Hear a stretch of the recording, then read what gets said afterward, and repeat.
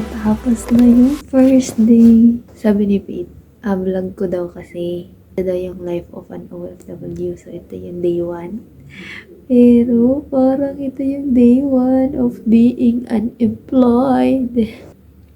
Pero bukas start ko naman Ay, Martes na ngayon, di ba? Oo, 2 days pala na akong unemployed. I don't know kung tama tong desisyon ko. Pero let's see what's gonna happen. Ginusto ko to, diba?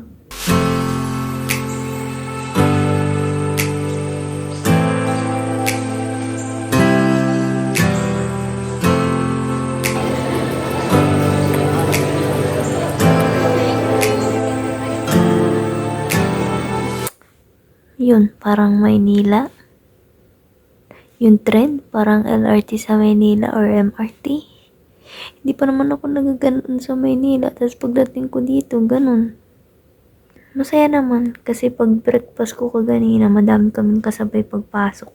Nung first 2 days pala, wala silang access. Wala sila halos ginawa. Tapos na ngayong pagdating ko, biglang may access na. Kaya, sulit na sulit yung buong shift. Na tapos talaga siya saktong 5:30. Pero nag-opening yung Jollibee. So, nakatry na ako ng Jollibee Malaysia. Let's see what's gonna happen tomorrow.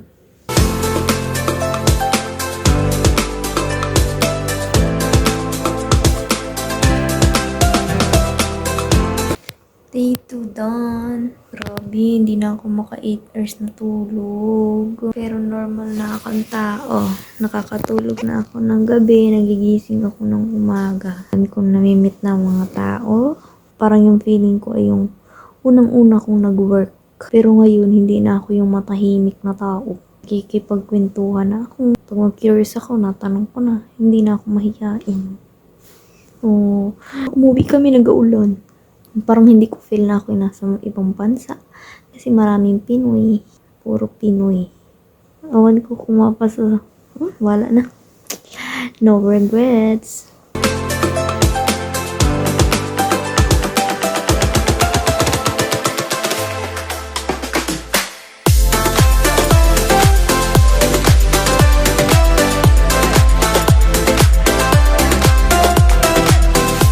Mahirap yung account namin. I'm struggling. Ako, para kong lutang. Hindi ko masyadong maintindihan pag napanood ng mga video-video. Wala akong naiintindihan. Kinuha din yung passport namin para magka-multiple entry visa. Kaso, delikado pala dito lumabas kapag walang passport. So, bukas, rest day. Dito lang ako. Mas ma-enjoy pa dito.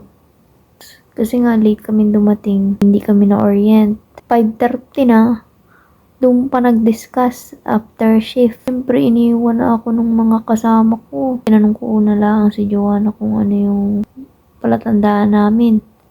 Eh, siyempre, nakakabahan ako. Hindi pa nga ako pangatlong araw ko pa lang. Hinatid naman ako ni Nel dun sa mall. Pagdating ko dun sa may yung mga station na, hindi ko alam kung kanan o kaliwa. Kaya nagtanong na lamang ako dun. Yung pala naman, inahintay nila ako sa mall. Ako pa yung mas naunang nakauwi sa kanila. Hindi na kasi sinabi na hintayin ako ay tinuruan lang akong direction.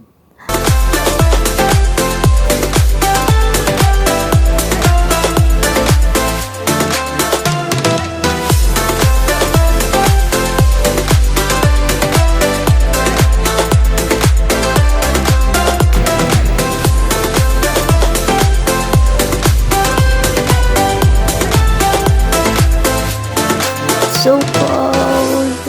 Tapos na yung rest day. Pero unexpected, nakapasyal ako kanina. Ang pagit na suot ko. Nakapunta ako tourist spot. Good luck for me tomorrow. Sana naman talaga pumasa.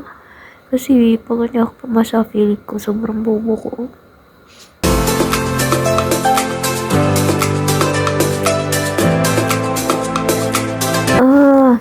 Yung Monday, parang Friday na hinahasa ko na yung aking utak. Tagal na tingga, walang learning. Ngayon, daming kailangan matutunan. So, kung kumain ng masarap, kailangan kong kumain ng masarap kapag may magandang balita sa training na ito. kapag pasa daw ako sa knowledge assessment. Basta, I should reward myself.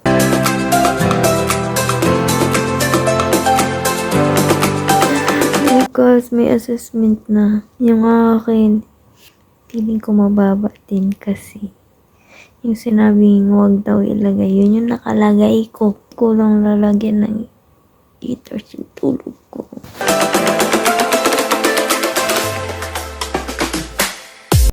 So many things happened today.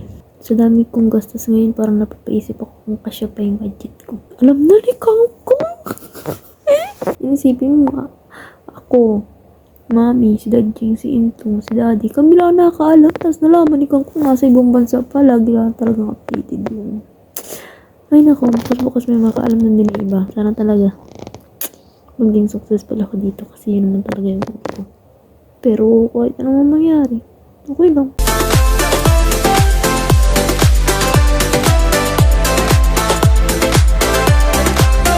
At ayun na nga, ang bilis.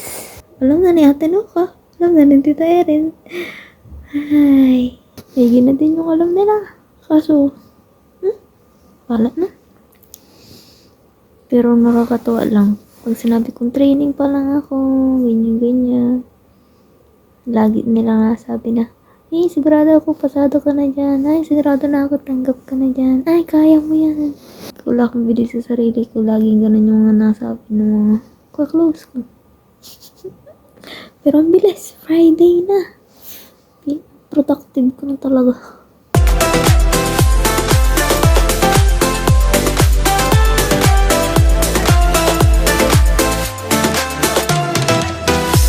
Pagod na yung mata ko. Productive. Ay, nagpunta kaming Kotaraya. Mabalik ako dun sa mukha kong pulubi.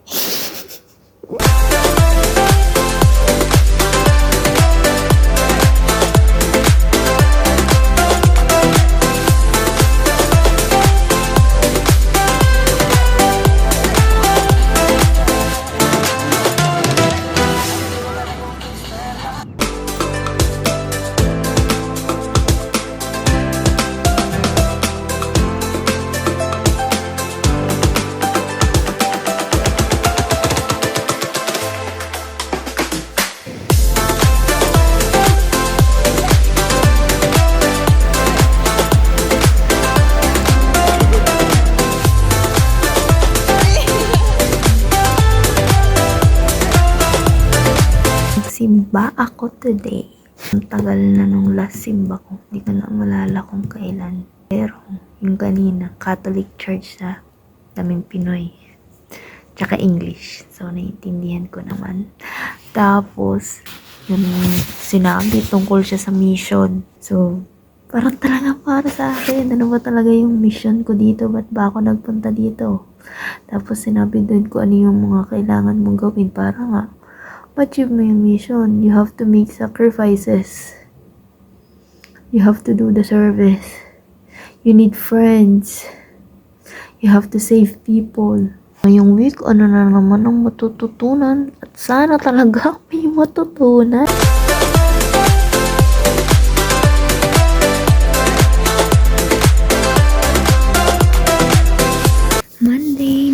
Monday. Daming nangyari.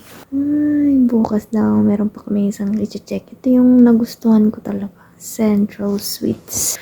Tomorrow is another day. I don't know what's gonna happen, but let's just keep on showing up.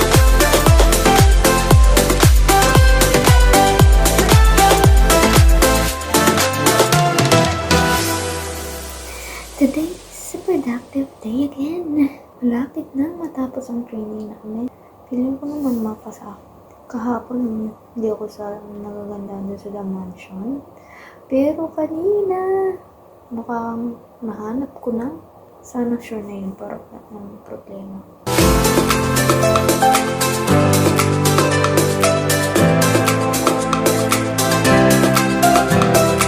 Grabe. Pumunta ulit kami dun sa condo. Natutuloyan na namin. Nag-deposit na din kami. Tapos yung nagtanong kung 6 months or 1 year contract. Ako, gusto ko talaga 1 year contract. Kasi alam mo yun, para wala na akong isipin. Kaso, sila gusto nila 6 months contract. Tapos nung sinabi nila yung dahilan. Oo nga, bigla akong napaisip. Hindi pa nga pala kami stable dito sa trabaho na to. So, kailangan kong sure na sa 6 months, meron akong may ibabayad doon. Kasi kung wala, saan ako kukuha? 800 yun. Sa Pilipinas, nasa 10,000 yun. This is the risk that I took. Kaya ko yan. Kakayanin. Nag-ano ako nito. Kasi merong positive sa amin. Asampok kami. Tapos nasa isang training room lang kami. So malabaw baka merong mahawaan. At ayan, ito na ang result. Negative. Ayoko sana i-try. Pero negative naman. Para sure na din. Para safe din. I'm strong woman.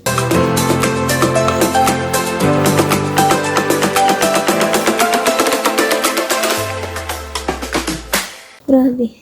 Ang daming mga kaganapan. Ang daming nangyayari. Ang daming information. Hindi ko alam kung nandito pa din ba. Pag naiisip ko yung risk na tinake ko. Grabe, grabe, grabe.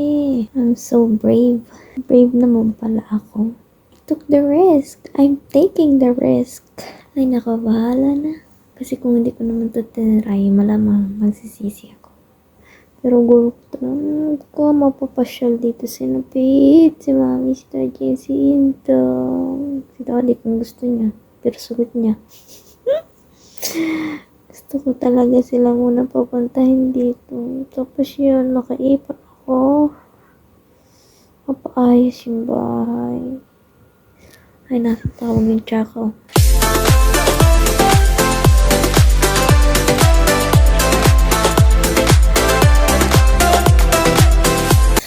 Tapos na yung training namin. Mag-SBS, yung matabi dun sa mga tenured. Grabe, galing nung local. Si Marlon. Kamukha ni Bugoy Drelon. Galing niya, para siyang trainer. Lagi niya akong natanong. Hindi ko alam yung sagot. Sabi, what do you think, Hannah? What do you think is the answer? Ganyan. Hindi ko nga alam. Goal ko talaga makabili ng DJI Osmo Pocket 3. Tsaka iPhone. Sabi kong gustong loko. Kaya kailangan kong galingan para sa sarili ko to.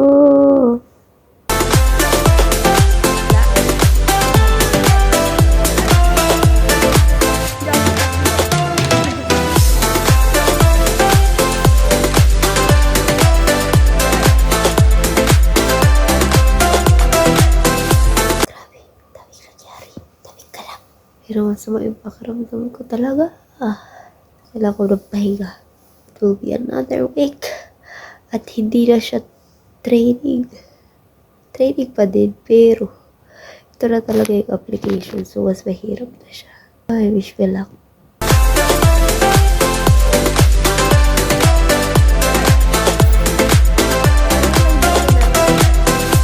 Ito parang siyang tinapay. Ito ng tampal sa isang litrong mantika. Masarap siya. Parang lasang litong mantika. Mantikang ginawang. Ay, yung lumpia mo, te. Ginawang ewan. Ito. Pwede na sa gutom.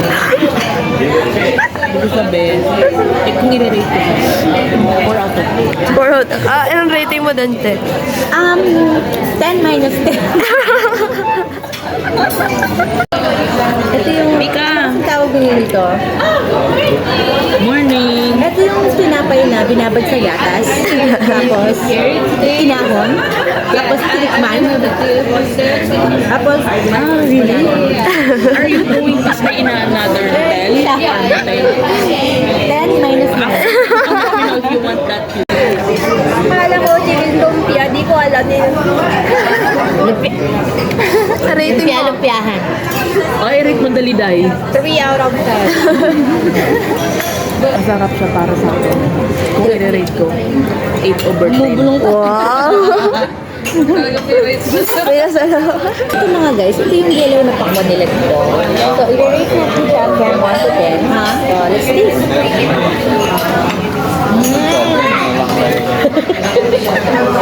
Tama na.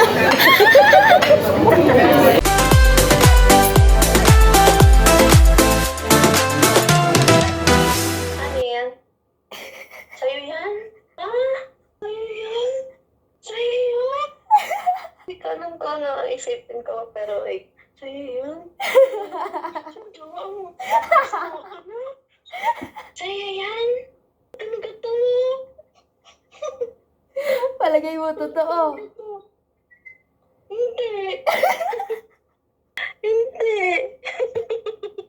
Kinasabi ko, parang hindi naman bird. Nasa likaw. Ay, ba't meron video doon? Nito. Kala mo sabi ko pa naman kay Gia na yun, uy, matawag si Hana, bakit daw? Hindi ko nga alam, nakahulaan sa akin kung baka nag-asawa niya. Sabi ganun sa akin. Sabi ko, hindi po yung asawa, pero pwede na ba siya? Sabi na edad na. Aunahan ka Sabi ba? na baka mag-asawa na rin yun. Sabi ganun. Oo, para may kaano si Colin. Yung anak ni Colin, para may kaibigan. Well, legit. Ano ba ga? Hindi ko mag-gets.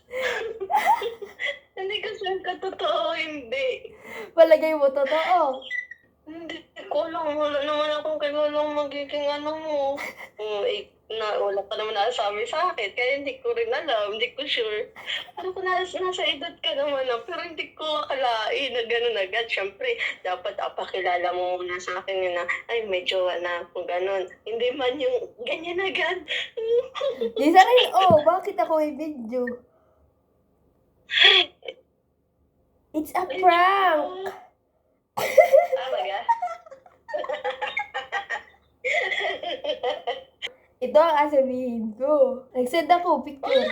Wow! Sana all! Sino kasama mo? Ako lamang. Alin to ka?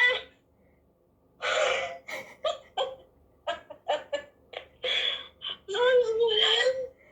Tapos, iyan travel. Dito na nga ako. Diyan ka na nag-work? Ha? Ano? Diyan ka nag-work?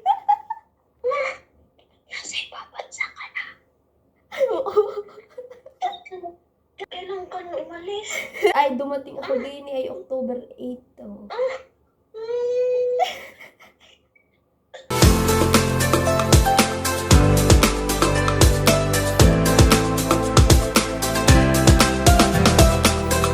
Tapos na, Monday. Birthday ni tatay ngayon. Sorry, walang handa. Hindi ako makapagluto. I hope that you're proud of me. Bukas, graduation na. Sana graduate naman. Feeling ko naman mag-graduate ako. Bukas. Sabi nga yung bags ko. Grabe na yung mga araw na nagdaan. I'm so productive. So, I'm so proud of myself. So, I'll just keep on showing up, do my best, and see how it goes.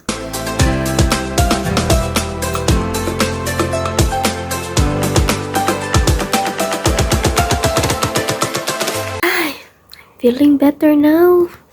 Pero yung mukha ko, ba't ako pinipimples? Kung kailan tao na, saka naman pinimples. Nag-graduation na. Salutatorian pa ako. Pero may katay ako. Kalain mo nga naman, pero this is just the beginning.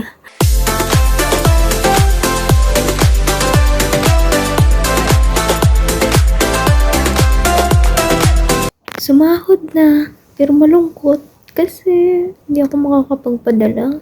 Kung wala akong pocket money, kung wala akong ipon, kulang pa yung sinahod ko para pang deposit. Nagpuntahan sila dito sa kwarto ko. Dito kami nagbayaran kasi syempre sahod na mahirap na mga gastos pa. Total naming 9,365 ringgit. 60 just a pesos. Ang dami namin pera. First time kong makahawak ng ganun kalaking pera. Yung buo.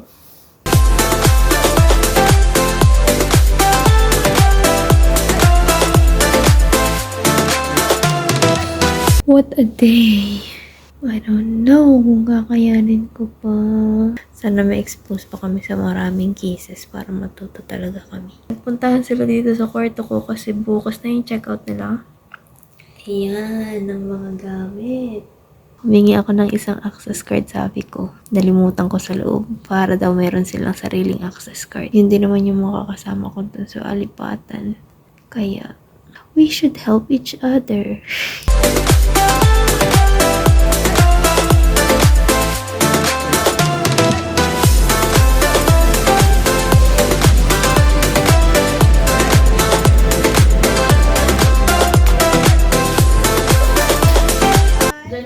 Uy, susulat kayo ah.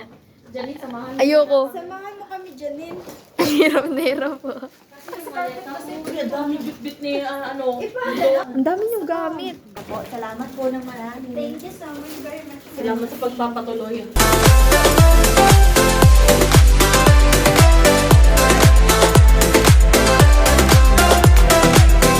Grabe, napapaisip na ako kung kakasya pa yung budget ko.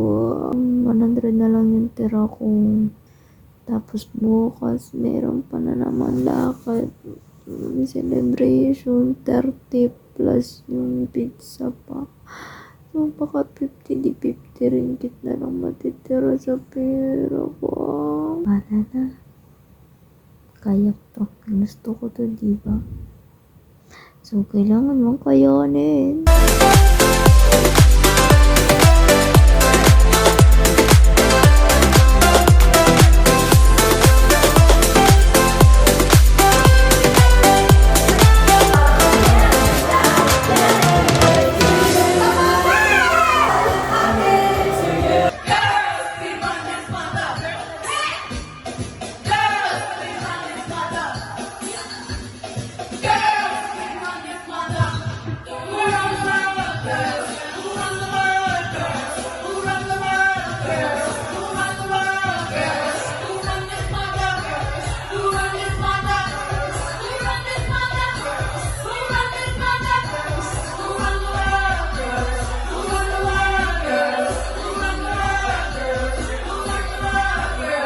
It's my last night here.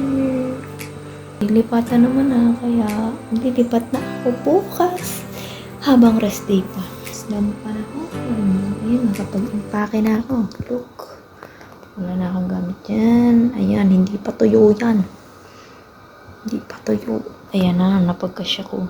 Pero meron pa akong ikubag. Yung lamog ko. I think adya ko. So, tapos na ang chapter ko dito sa Cosmo Hotel. I miss this room. Final room tour pala. Hindi pala ako nakapag-room tour dati. Ayan o, CR ko. Ew. Dahil basura. Yan, that's where I took a bath. Close. Ito yung salamin, sink na laging barado. Ayan, sampayan. Yan yung blower. Merong, ano tawag dyan? Basta yun. Cabinet. Dito ko nilagay yung mga pagkain ko. At ngayon, wala na.